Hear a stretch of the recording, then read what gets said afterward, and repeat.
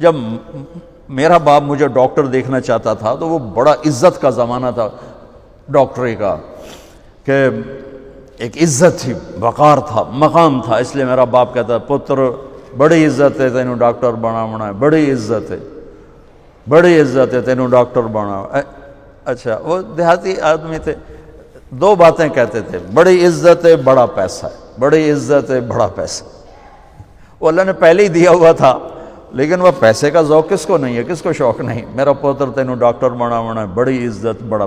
اور جب میں نے 3 دن کے لیے گیا، یہ گورنمنٹ کالج لاہور پڑھتا تھا، سینٹر ماڈل سے میٹرک کیا، گورنمنٹ کالج یہ ہمارا جو راوی اب تو یونیورسٹی بن گیا، تو 3 دن کے لیے میرا ایک دوست مجھے ایسے کھینچ کے لے گیا، وہاں سے اللہ نے میرے 4 مہینے کروا دیے۔ 4 مہینے کے آخر میں ایک نوجوان نے کہا تو ڈاکٹر بن کے کیا کرے گا، تو عالم بن جائے۔ تو اللہ نے اس کی بات میرے دل میں ڈال دی، میں اس طرف چل پڑا۔ جب میں نے گھر آ کے بتایا تو میرے باپ، اچھا اس دور میں ڈاکٹر ایک قداور شخصیت تھی اور مولوی ایک پست ترین گندگی کا کیڑا، یہ کیفیت تھی۔ اور ہمارے دیہاتی ماحول میں مولوی کمی ہوتا تھا، کمی، جیسے لوہار، کمہار، دھوبی، ایسے مولوی کا سٹیٹس کمی کا تھا۔ تو میرا باپ کہے تو کمی بڑوں ہیں، تو میری نک وڈھاؤں ہیں، تو کرو کی ہیں، تو مینوں کسے پاسے ران دیونا ہے، جیون دیونا ہے کہ نہیں جیون دیونا۔ سارے علاقے دے ذمہ دار جو ہیں مینوں لانتاں کریں دیں کہ تیرا پوتر تو مولوی بندا پیا دا، بن سی کی۔ تو 23 نومبر 1972 صبح 8-9 بجے کا ٹائم تھا، میرے باپ گھر میں آئے، وہ ذمہ داروں والی چادر پہنی ہوئی بڑی اور چولا کھلا، پگڑی کھول کے یہاں رکھی ہوئی، تو مجھے دیکھتے ایک دم غصے میں آ گیا، یہ تو مولوی بننا ہے تو میرے گھر چوں نکل جائے، زور سے کہا، یہ تو مولوی بننا ہے تو میرے گھر چوں نکل جائے۔ مجھے تو نہیں پتا تھا کہ اللہ تعالیٰ مجھے وہاں پہنچانے والا ہے کہ جہاں ڈاکٹر میرے آگے بیٹھ کے میری بات سنے۔ مجھے تو اس وقت پتہ نہیں تھا کیا ہونے والا ہے میرے ساتھ۔ میں تو اسی طرح ہی نکلا تھا کہ ٹھیک ہے جی، میں تیار ہوں۔ تو میرے باپ کی شدت دیکھ کر میری ماں نے مجھے الگ کر لیا کہ تو جا، کوئی نہیں، اللہ تیرا ساتھی ہے۔ من 300 روپیہ میں نے دیا، 300 روپیہ بڑی بڑی دولت ہے اس وقت، میں نے 300 روپیہ دیتا کہ جا، اللہ تیرا وارث ہے۔ تو میں رائمنڈ آ گیا، یہاں میں تعلیم حاصل کرنے لگا، 8-9 سال یہاں پڑھا۔ سال 2 سال کے بعد میرے باپ بھی بالکل راضی ہو گئے، بہت ہی راضی ہو گئے تھے، بہت ہی راضی ہو گئے تھے۔ اس وقت امیج ڈاکٹر کا ایک بہت باعزت تھا۔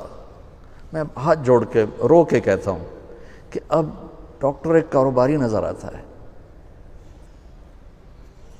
وہ بھی پیسے کے پیچھے ایسے ہی بھاگ رہا ہے جیسے مال روڈ کا تاجر بھاگ رہا ہے، جیسے لبرٹی مارکیٹ کا تاجر پیسے کے پیچھے بھاگ رہا ہے، وہ بھی ایسے ہی بھاگ رہا ہے۔ کوئی جائز کمائی، جائز محنت کا صلہ لینا کوئی منع تھوڑا ہے، وہ آپ کے رزق حلال ہے۔ میں کینیڈا میں گیا ہوا تھا، میرے یہ سر درد بہت شدید ہوتا ہے، تو وہاں وہ بوٹاکس نیا طریقہ ٹیکے لگاتے ہیں، تو کچھ دن گزر جاتے ہیں، تو مجھے پتہ نہیں تھا یہاں کوئی لگاتا ہے کہ نہیں لگاتا۔ تو میں کینیڈا گیا، وہ جاننے والے ڈاکٹر تھے پاکستانی، تو پارکنسن کے 5 بڑے ڈاکٹروں میں ایک ان کا نام آتا ہے۔ تو وہ ان کے کلینک میں بیٹھا ہوا تھا اور بات چلتے چلتے تو یہ ایسی ایک پینسل پڑی ہوئی تھی ان کے ٹیبل پر، تو وہ یوں پینسل اٹھا کے مجھ سے کہنے لگے، مولانا یہ ایک پینسل میں کسی کمپنی کے ایجنٹ سے لے لوں تو میں بلیک لسٹ ہو جاؤں گا، ایک پینسل میں کسی کمپنی کے ایجنٹ سے لے لوں تو میں بلیک لسٹ ہو جاؤں گا، میں کلینک نہیں کر سکتا اس کے بعد۔